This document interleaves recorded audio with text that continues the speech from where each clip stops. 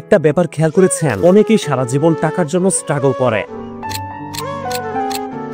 আবার কিছু মানুষ খুব কম বয়সেই অর্থনৈতিকভাবে স্বাবলম্বী হয়ে যায়। কিন্তু এটা কিভাবে ঘটে? চলুন অল্প বয়সে অর্থনৈতিকভাবে স্বাবলম্বী হওয়ার 4টি মনস্তাত্ত্বিক ও প্র্যাকটিক্যাল কৌশল জেনে নেই।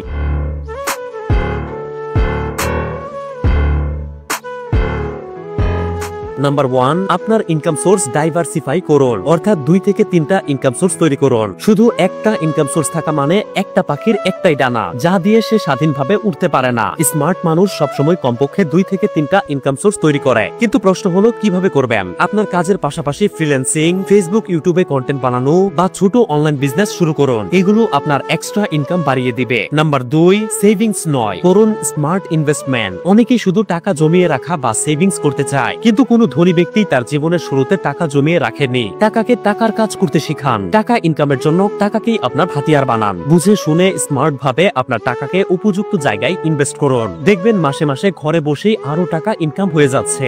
নাম্বার 3, লার্নিং মানে আর্নিং। নিজের স্কিল বাড়ান। প্রতিদিন নতুন নতুন জিনিস শিখুন। আপনি যত শিখবেন আপনার ভ্যালু তত বাড়বে, আর ভ্যালু যেখানে যত, টাকা সেখানে তত।